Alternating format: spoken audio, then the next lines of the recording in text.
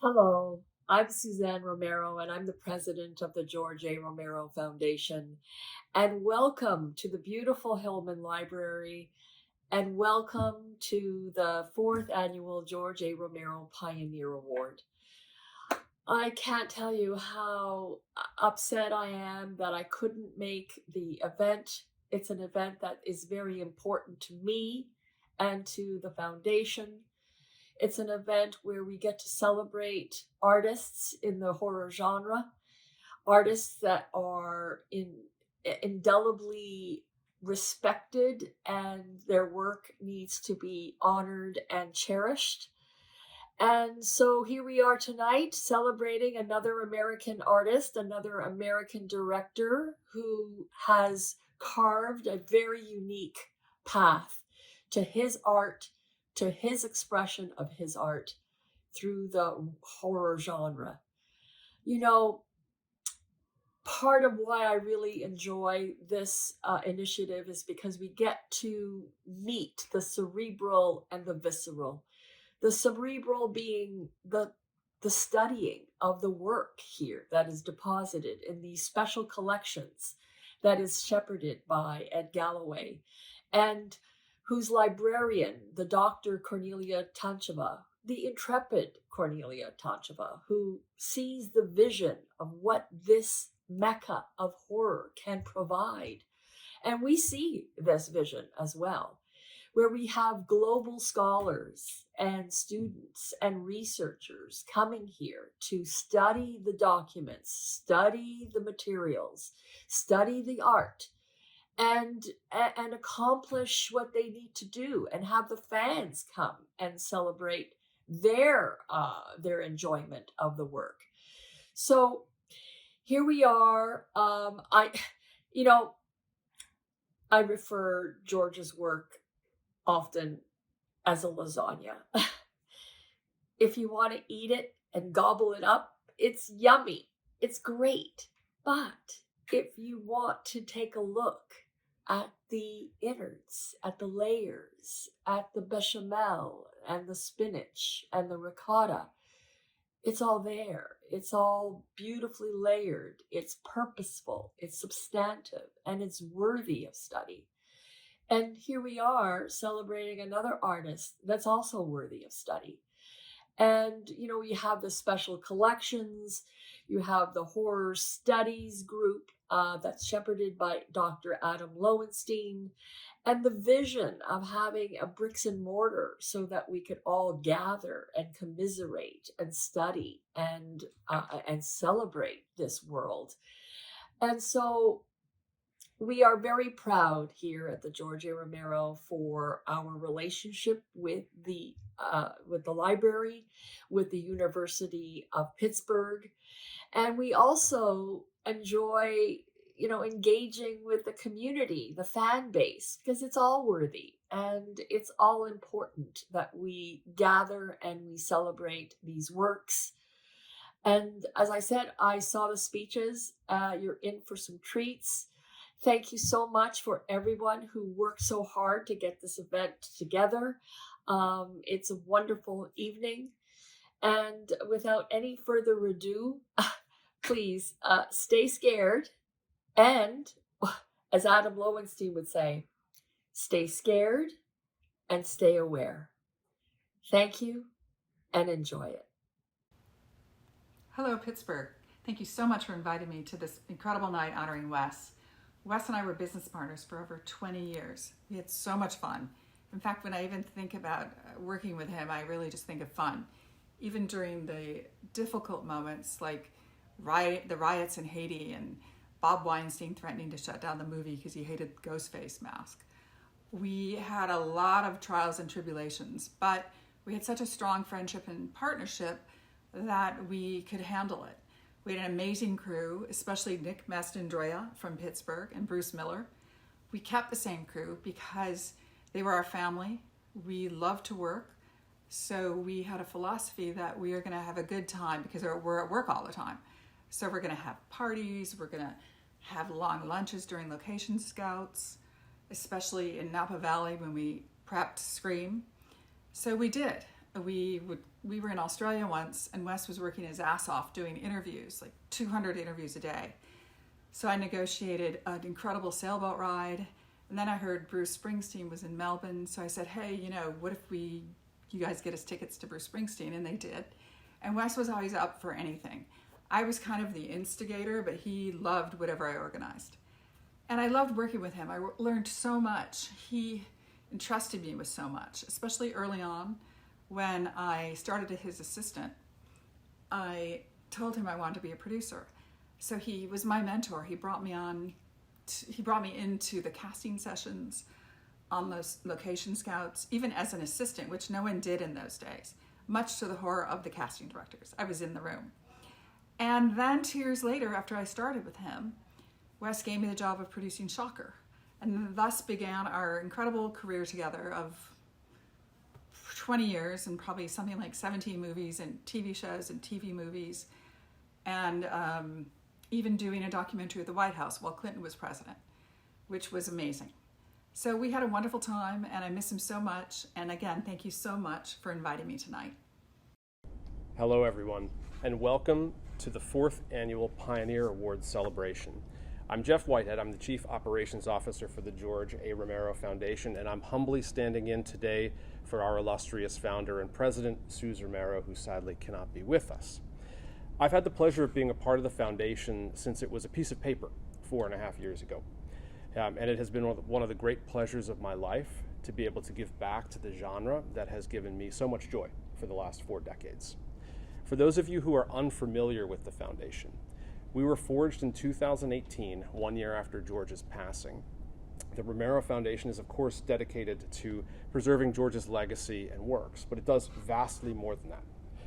The Romero Foundation celebrates the horror genre and those working within it in its entirety. As such, it provides scholarships for students, funding for filmmakers, special events that both broaden and deepen the understanding of horror, and give visibility to the genre that we love.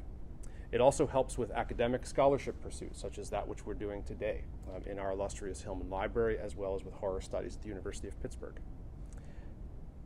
And it provides connectivity to both creators who are with us today, as well as fans who are also with us today. To further the reality that horror is much more to us than just blood and guts, although we like that too. But instead that horror is a creative outlet for people like ourselves that allow us to talk about social issues, workshop moral plays, and study one of our most powerful emotions, fear. The Romero Foundation's top honor, its Pioneer Award, was first bestowed to Laurie Cardill on behalf of her father, William Chilly Billy Cardill, whose archive is also where we are right now. Chilly Billy ran a television program called Chiller Theater and helped launch George's career. The Pioneer Award was then given to 2 additional members of the Romero creative family, Dwayne Jones and Richard Ricci, respectively, also important members of the family helping to launch Night of the Living Dead, George's Vestal film. In fact, it was 54 years ago today that Night of the Living Dead premiered at what is now the Byam Theater downtown, and we're very proud of that. But just as the Romero Foundation celebrates more than the Romero creative family, so too does the Pioneer Award. It gives me great pleasure, goosebumps, get it, goosebumps, to be able to bestow this year's Pioneer Award to Wes Craven and his family. Wes is one of the true luminaries in our genre, and it is a great honor for the foundation and volunteers like me to be able to give this award to his wife Ia, son Jonathan, and the rest of Wes's family. Wes's works need no introduction, and the success of his films across 5 decades continue to inspire to this very day in the stories and the characters that he created. From The Hills Have Eyes to Nightmare on Elm Street to Scream to The People Under the Stairs, and see how, because I get to talk, I get to name my favorite ones. That's the virtue of being up here. Wes just simply knew how to tell a story. He knew how to captivate an audience. He knew how to direct the camera and the performance thereunder so that he could tap into that very special moment, that fear, and those very creative outlets that we all seek to espouse to. He was a true maestro, and he was deeply cherished and deeply missed. And although I don't want to steal any of my colleague Ben's thunder, as you'll hear from him next, what better a place to celebrate Wes and his colossal achievements than right here. You're currently standing with us in the Hillman Library at the University of Pittsburgh. The foundation is extremely proud of this place, that it exists at all, and that it is thriving. For our viewers who are unaware, the University of Pittsburgh's library system houses the world's first and only horror studies collection, and it continues to grow by the day. To continue our program, please join me in welcoming the world's only horror studies archivist, the illustrious Ben Rubin, to tell you all about this special collection and the venue in which we're seating. Ben, take it away.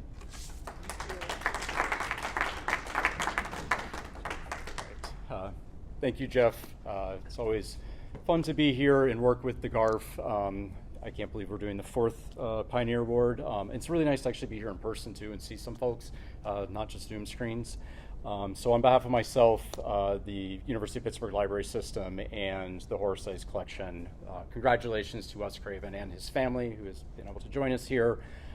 Certainly a very, very well-deserved accolade. I think you would be hard-pressed to find anybody that could argue that Craven's work does not situate him to be a true pioneer and one of the most influential filmmakers of his generation.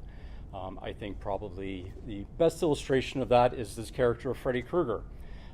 Freddy is so important that he has truly transcended the genre and film itself. He has become part of our literary canon, our film canon, in the same way that, say, Darth Vader or Bugs Bunny are. You don't even need to know Nightmare on Elm Street, ever seen a film, even like horror.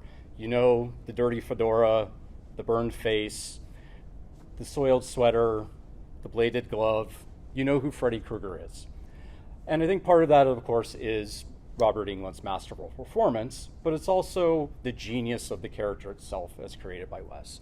He is the perfect horror icon, the perfect horror character. He is fear itself, but gets you in the one place that you are supposed to be safe, which was in your dreams. That, to paraphrase a tagline from another Craven film, that it's only a movie, you should be able to go into your dreams, be safe, but here comes Freddy. He will get you in your nightmares, manifest your fears, and eventually get you. He's also the gateway for many of us to find horror. Certainly was one of the first ones that I did. So, you know, in our eternal horror nerd debates over the best villain, sorry, Freddy wins, Jason, Michael, you just can't hold the candle. But he also then came again. We have Ghostface and Scream, and yet again, Craven created a character that transcended genre, redefined an entire genre of our film, and brought in a whole new legion of fan, a whole new generation. But it wasn't just that his films were scary or that they're funny, but they're also smart. They're infused with a social consciousness that made us think about these horrors. And often it was our relationship to science and technology, whether it was the impacts of nuclear tests in the American West and Hills Have Eyes, pollution and dumping and the environment and Swamp Thing, or the hubris of man trying to harness technology to achieve immortality in Deadly Friend or his novel Fountain Society. He interrogated these issues. He made us think about it, which is why it's so perfect that we're here today in the library talking about this, because Wes's career really underlines what we're trying to do here, that horror matters, that it has social and cultural significance, that it should be studied. It's not a genre that should be relegated to the gutter and maligned, but it tells us something about the human condition. It tells us something about our society and about ourselves. We're lucky enough to have some materials of Wes's already in our collections. We have several of his draft scripts, and in fact, we see engagement among researchers and students already, from a high school student who came and discovered his work to a doctoral candidate who is finishing her dissertation with his materials. They are discovering his creative process. They are exploring these themes, which just underlines his continuing relevance to the field and to horror. So he is truly a master of horror. He is a pioneer. He very much deserves this award. We're very happy. Congratulations to Wes Craven. Congratulations to his family. And now I'd like to turn things over to my friend and colleague, a professor of film and media studies here at the University of Pittsburgh, Dr. Adam Lowenstein.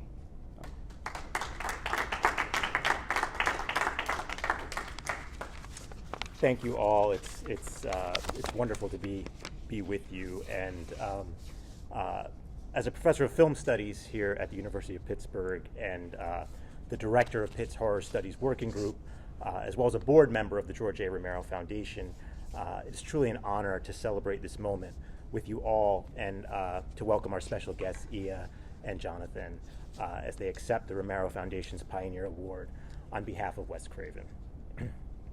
As a scholar and a fan of Wes's work, I cannot adequately convey how exciting it is for me to participate in this event. Perhaps the closest I can come to capturing the meaning of this moment is by sharing my memory of meeting Wes right here at Pitt back in 2005. A group of undergraduate students had the good taste to invite Wes to campus and then the questionable taste to invite me to introduce him.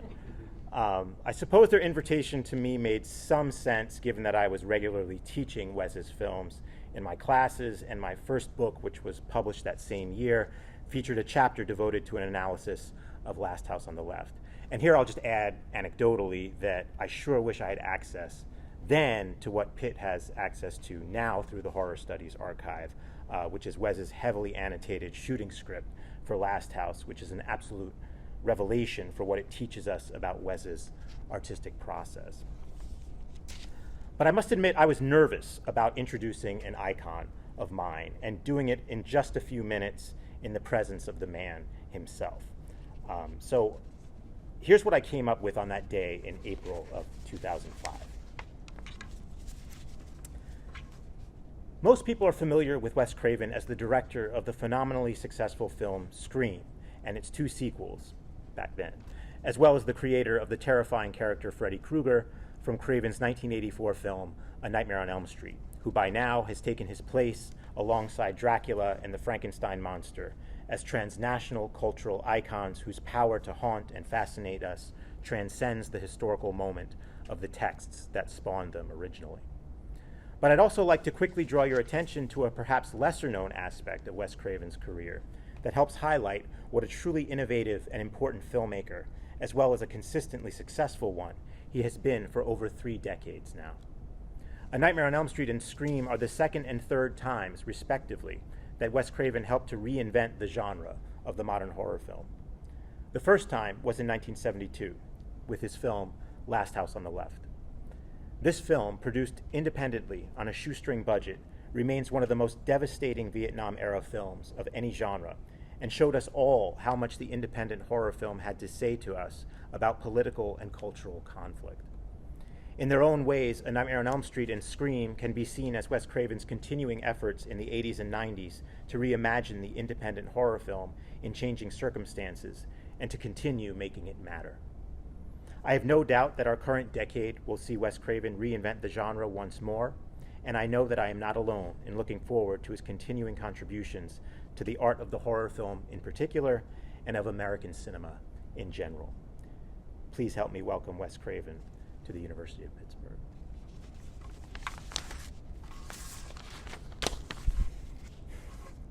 When I look back on that introduction today, I can't help but regret everything that I left out.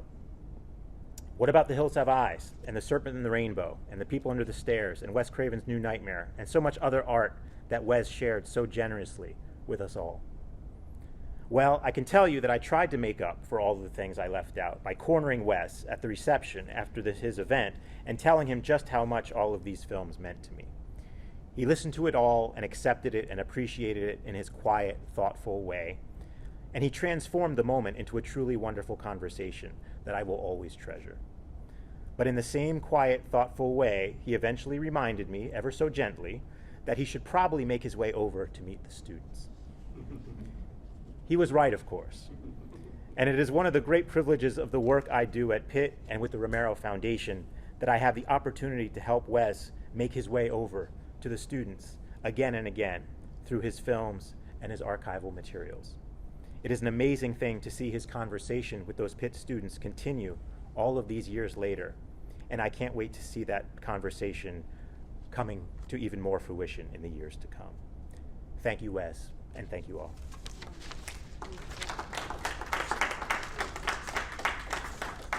I forgot, I'm also supposed to introduce our next speaker. Joe Maddrey, a wonderful writer-filmmaker who knows way more about Wes than I do. So hopefully he'll cover everything I left out. But please help me welcome Joe.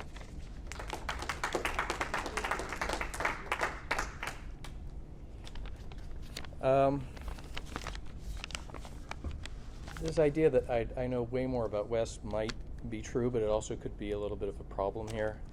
So I should probably apologize in advance. I have scripted remarks so that I can try not to test your patience, but I get excited talking about Wes, I might ramble. So bear with me. What I want to try to do is to tell 4 anecdotes about Wes before he became a filmmaker.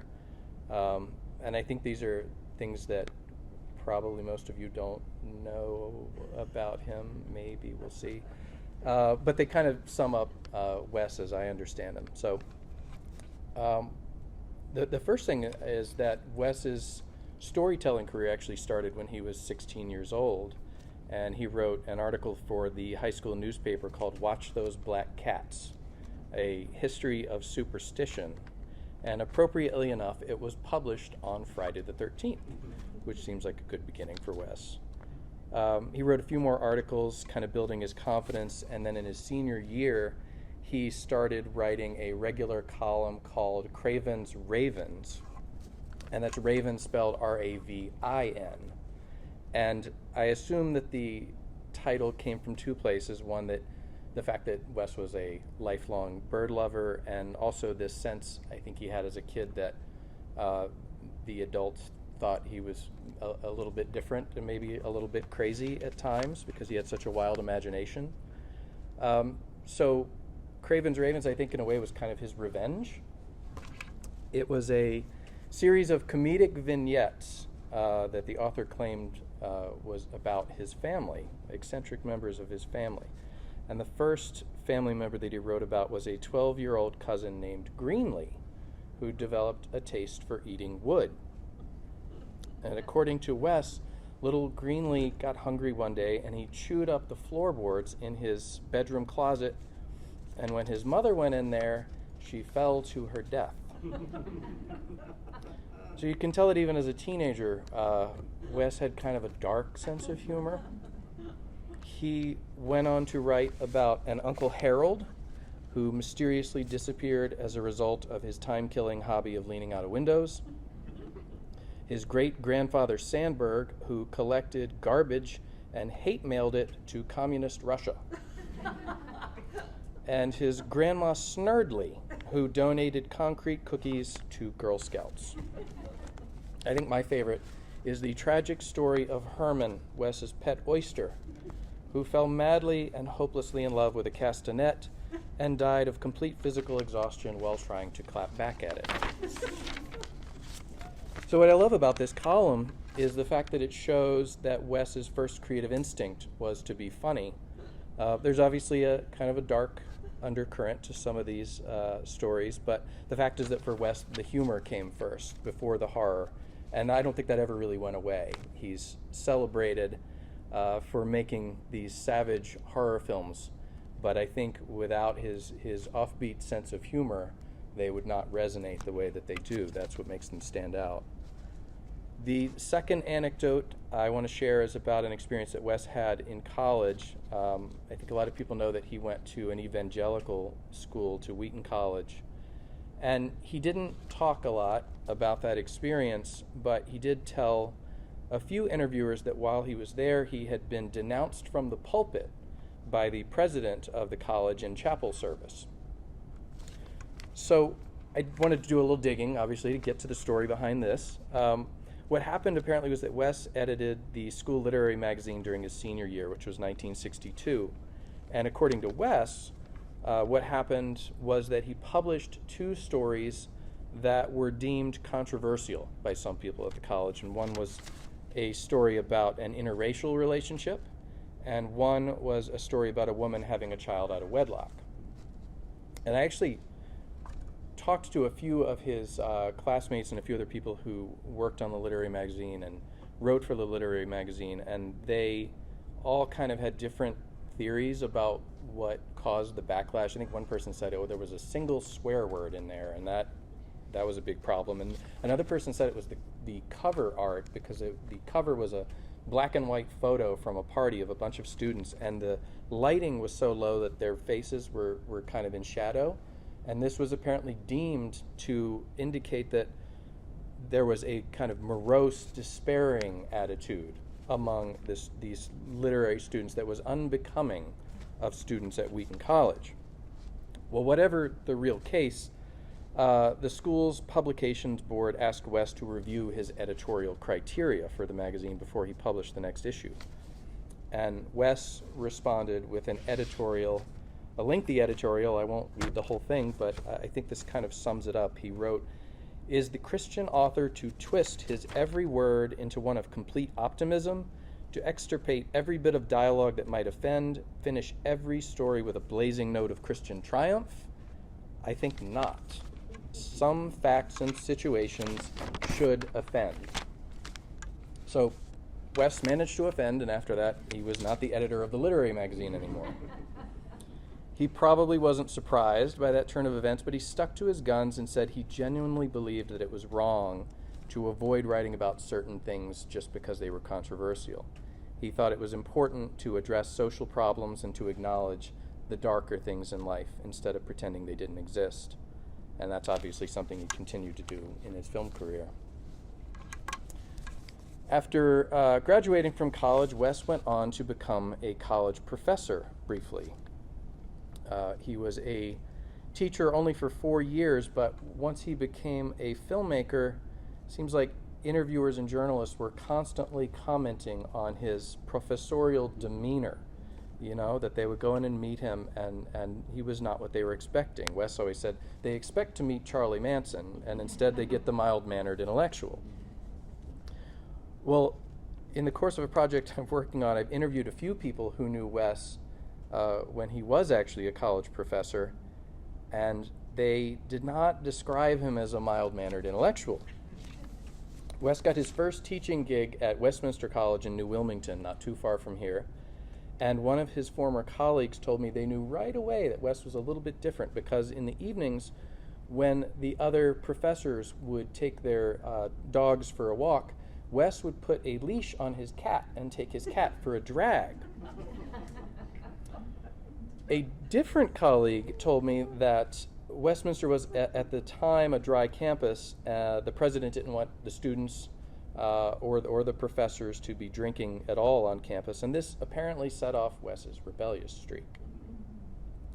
So supposedly, according to this colleague, one night Wes and one of the other male professors, English professors, got drunk and were caught by the campus security guard conducting mock baptisms in the college lake. So Wes didn't last long on that campus. He got fired soon after that, although amazingly not for the lake incident, but because he couldn't seem to show up for his classes on time. Well, the next year he got a job at a different school in upstate New York, and this is where he got into filmmaking.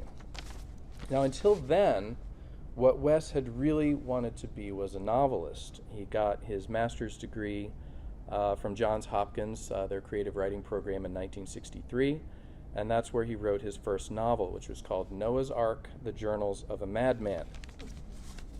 Supposedly, his mentor, Eliot Coleman, read the manuscript and was so impressed with Wes's style of visual storytelling that he told him he would make a really good filmmaker. And Wes seems to have kind of taken this as a bit of an insult, because he didn't want to be a filmmaker, he wanted to be a novelist. But he came around a few years later while teaching in New York. He was working on a student film there, not as the writer or director, but actually as the cinematographer. And they're still on campus. If you read the newspaper, every few years there will be stories that will come up about this short film. And usually the stories are that it was a horror film, that it was Freddy's first appearance, that it was shot in a haunted funeral parlor on Elm Street. There is an Elm Street in Potsdam, but none of the rest of it's true. So the student film was actually a kind of a counterculture comedy that to me sounds sort of like if Monty Python had made Mission Impossible. So Wes's first horror film was definitely Last House on the Left. I think most people kind of know how that came about as a bit of a fluke. Wes was not a horror fan. He was not interested in making a horror film. In fact, he said oftentimes that he had never seen a horror film before, which is not quite true. In 1970 or 71, Wes was living in Greenwich Village, and he was working at a post-production house with a bunch of documentary filmmakers, and someone there invited him to go to a midnight movie screening at the Waverly Theater, and the film that they went to see was Night of the Living Dead. And initially, Wes didn't want to go. He thought that was a dumb title, and it would probably be a dumb movie. But he was talked into it. He went, and he loved it. What he really loved about it was the audience participation, the communal reaction, that communal experience that you get seeing a good horror film in the theater. And he really loved the fact that at the end of that film, George Romero had something to say about what was going on in America in the late 1960s. And years later, he said, "That movie, more than anything I can think of, liberated me to make Last House on the Left, because I knew that after that, there was a whole new kind of film blossoming in American cinema. I was hooked, and it's this guy's fault." So what happened next was that Last House on the Left made a fair amount of money for Wes, but it kind of killed his filmmaking career, because people who saw it didn't really want to be around the guy who made that movie. In fact, it caused a lot of his friends to not talk to him. The way Wes told this story to me was that he was living in a commune in Greenwich Village with what he called a very rich amalgamation of people. Academics and hipsters and dope dealers and musicians and down to a person. They wanted nothing to do with him after seeing Last House on the Left. They kicked him out of the commune. So I think, long story short, he, after that experience, kind of spent the rest of his filmmaking career trying to rebound from that. I hesitate to say redeem himself. He didn't ever repudiate Last House on the Left. He never said he was sorry he made it, but he said he didn't want to repeat that. That if he was going to keep making horror films, then he needed to tell stories with a little more humor and a little more narrative sophistication. I'm going to get a little bit pretentious here for a minute, bear with me, but I happen to think that sort of the central idea in Wes's later films is the concept of the dark night of the soul, and the idea that if you're strong enough to go all the way through the darkness and the violence and the pain, that you can learn something from that and become a stronger person when you come out the other side. Wes was a big believer in the cathartic power of storytelling, and especially horror films. And I think that a lot of his films are about that classical type of journey, and that's why a lot of us who love horror films come back to his work again and again. I'll be the first to admit that when I saw, Nightmare on Elm Street, Serpent and the Rainbow when I was a teenager, I was not thinking about any of this. I promise you, there was no thought of the philosophy or the themes behind it, but I think it's the fact that those things are there, the reason that I'm still thinking about his films. And I think good stories are the ones that you can come back to over the course of your life and see them in a different way. And that has been my experience with Wes's work. So I think what I'm really here to say, or what I really want to say, is just thank you. I'm incredibly grateful to Wes for the stories he told, which have been a big part of my life, for 3/4 of my life. And I'm really grateful to the University of Pittsburgh and to the Romero Foundation, to Suze and the Romero Foundation, for celebrating Wes and his fellow genre storytellers. I think this is really important work, and I am incredibly grateful to be here and to be a small part of it. So thank you. And now, my friend Jonathan Craven.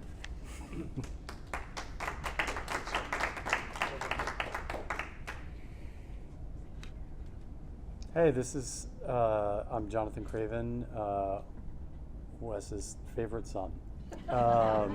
and only son.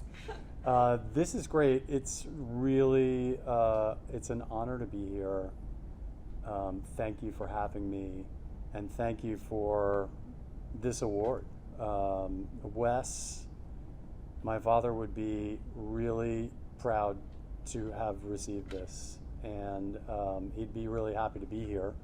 I think the only thing that he'd be upset about is that it's a posthumous award, and he would not have liked that if he was still around, and it was given posthumously. Anyway, I did grow up with Wes, and therefore was brought up under the stairs, and lived to tell the tale. I remember, and just to bring it back to the archives, we were talking about this a little bit beforehand, when my dad and my mother split up when I was relatively young. We used to go spend weekends with him in Manhattan. We lived in Brooklyn, and he lived at this time in a very colorful apartment on 2nd Avenue and 2nd Street in Lower East Side of Manhattan. The whole place was painted black, and people were wearing skeleton costumes, and people were naked. It was a bizarre situation, and we would go over, and I think my sister was 3 and I was 6, and we would go and we would watch on weekends. I don't remember if it was Friday or Saturday nights. We would always watch Chiller Theater on a small black and white television. So I'm so glad that is part of the archives here.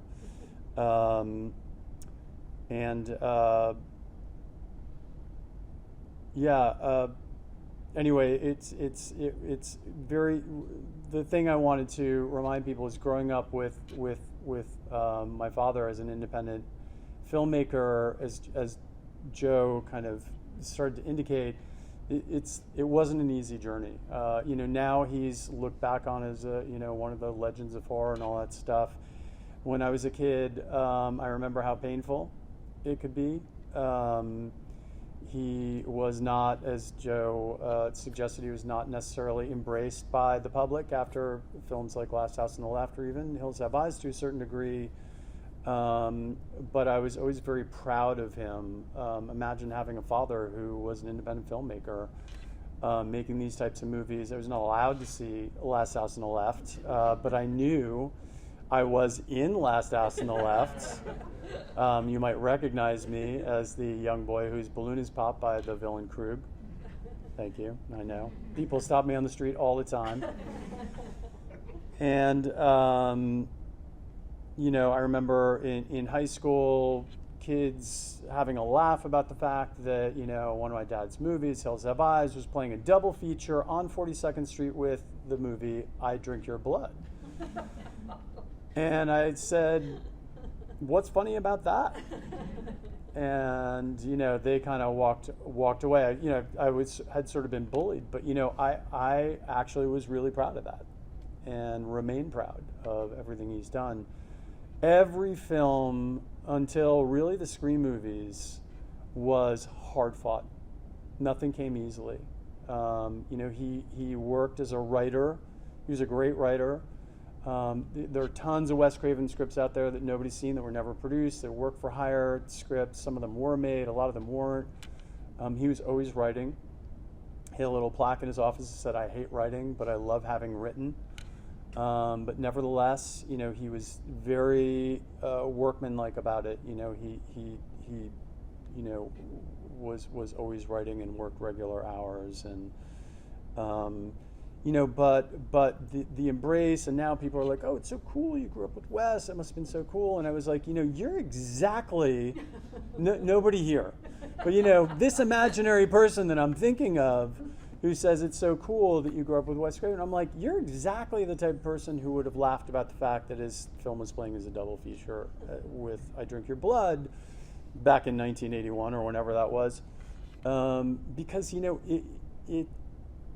it's easy to look back and go like, wow, Nightmare on Elm Street and the Scream movies, and like what a career, and he was a star, and a king of horror or whatever, all that stuff. But it really was a long, hard-fought battle for him. All these films were independent films. They were all independently financed, really, until he helped make New Line a studio, and then they started pumping out films without him, and brought back to to the New Nightmare, and until the Scream movies, which were well financed big movies, and everything was a fight. Nothing was guaranteed.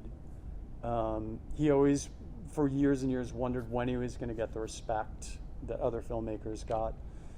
I remember one day distinctly, like him saying to me, I think this is just too hard. I think I'm going to give it up and go back to driving a cab, which was a little bit of I'm sure he was never planning on doing that, but, just to remember those moments. This was not an easy fight to be an independent filmmaker. And, and obviously in later years, things came a little bit more easier, but even when things were easy, it wasn't easy. That man would work all night, wouldn't sleep for weeks, and then would somehow do a catch-up. Or months would barely sleep, and then would sleep for a week. I never knew how he did that. Anyway, I just wanted to relay a little bit of my experience. Again, I just wanted to say, one more thing, to bring it back to George. I remember watching Dawn of the Dead with my father, and I think it wasn't in a theater. I think we watched on video in his house. And he gave George what I consider to be the ultimate compliment. He wasn't somebody who'd go, George Romero is a great director. He didn't say that about a lot of people outside of like Hitchcock. I remember there was some crazy kill, and he gave a very signature Wes laugh that he only gave when he thought, oh my God, that was really fucking good. And it was like this high pitch kind of like, and then he'd always slap his knee. And what it meant was the director just took it to another level. He always used to tell me, it's not about the movie or the actors. It's not, if a filmmaker is doing his job, if a director is doing his job, you're scared of the director. I never forgot that. And that was his way of saying, George just scared me, He's crazy and in the best way. And so thank you, George, and thank all of you, and Susie, who's not here today, but will be soon. Thank you so much. And I now introduce Ia, who will accept the award, and I hope I didn't talk too long.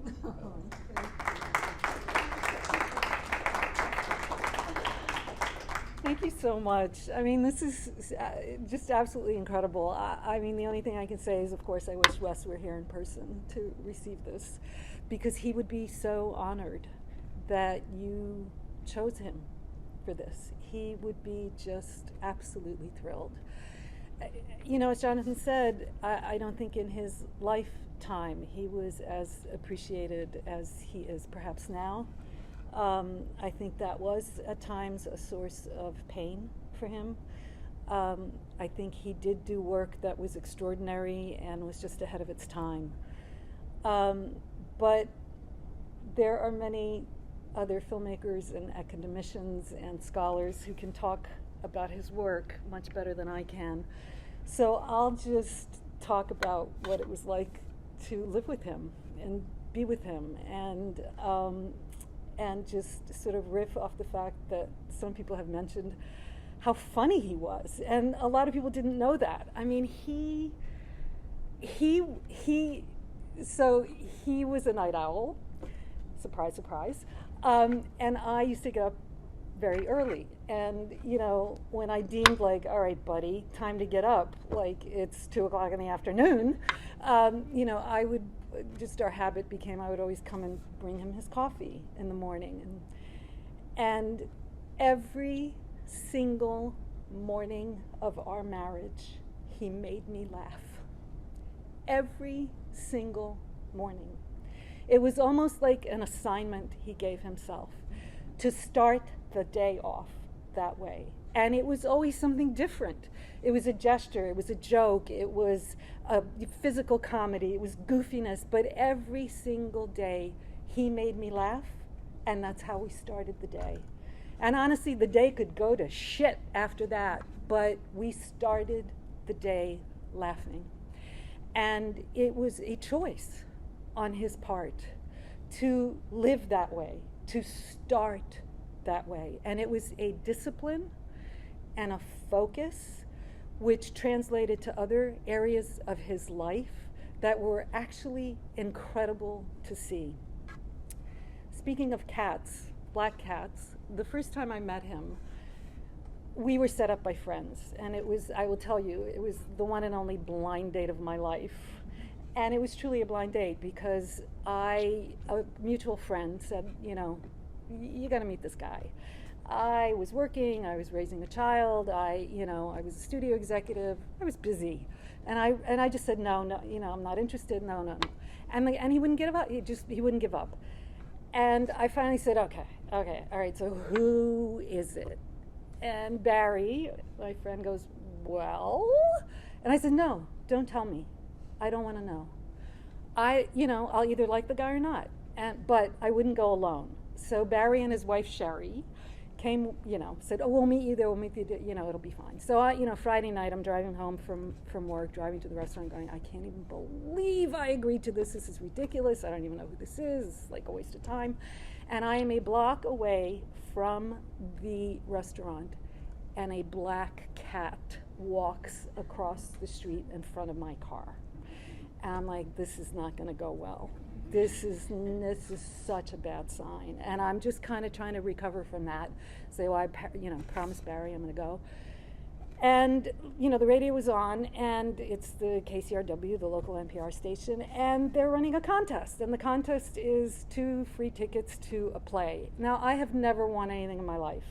I don't know what possessed me. Car phones were a relatively new thing. I somehow dialed the number, got through, first of all, which is crazy, to the local NPR station, and won 2 tickets for the play. And I'm like, okay, black cat just won something. This could be interesting.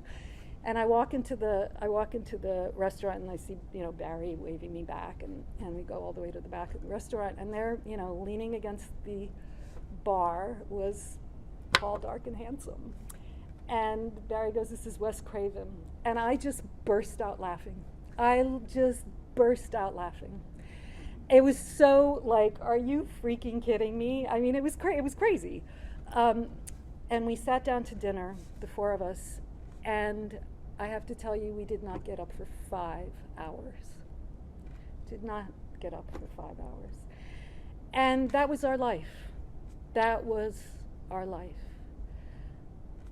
Constant, interesting, fascinating conversation about everything and anything that you can imagine. This was a man with insatiable curiosity about the world and about our experience of it, in it, and a continuous desire to figure that out, tell a story back out to help other people understand it as he was trying to understand it. And I can't even imagine what he would make of our world today and the rich material that our world today provides for the kind of work that he did do. And I miss him every single day and wish that I could talk to him.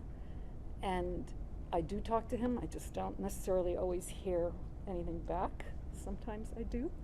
But those are the voices in my own head. But I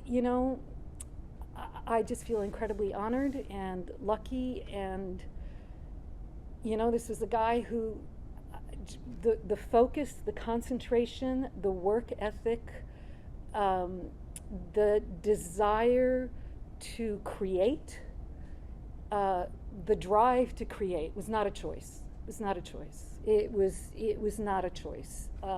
He was completely driven, and yet made room in his life for love and affection and interaction, and loved and honored his fans. I mean, that's the other thing. There was a real relationship between him and the people who came to see his work. You know, I was telling somebody before, I can't tell you how many people would come up to him and say, "You saw me, you understood me, you helped me, your work saved me." And he, you know, he was an introvert, which was also kind of interesting. And he could be socially reserved. You know, he was very sort of elegant and quiet, but incredibly perceptive and observant. And, you know, he would be in a group of people and people would be pontificating or bloviating, as we all are wont to do. And he would distill it into the most cogent analysis of what everybody had said into one sentence. Like just laser-like. Completely sort of knocking everybody back because he understood what other people were trying to say. And I'm so grateful for this. I can't tell you what it would have meant to him. It's actually very hard to put into words. He really did feel underappreciated when he was working. And to know that there are people who are studying his work and finding truth in it is the greatest gift you could give. So thank you. Thank you very, very much. Thank you, George. Thank you.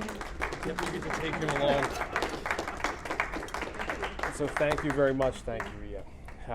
Thank you very much for coming. That does conclude our program for today. And on behalf of the George Romero Foundation, we do want to thank the family and friends. Rest assured that under our auspices and within our ilk, Wes will never not be appreciated. That's the mission of what we're trying to do and trying to further. And so without further ado, we'll adjourn for today. We'll see you all next time. For those of you who are watching, we hope you enjoyed learning a whole lot more about Wes, and we'll be with you again soon. Thank you.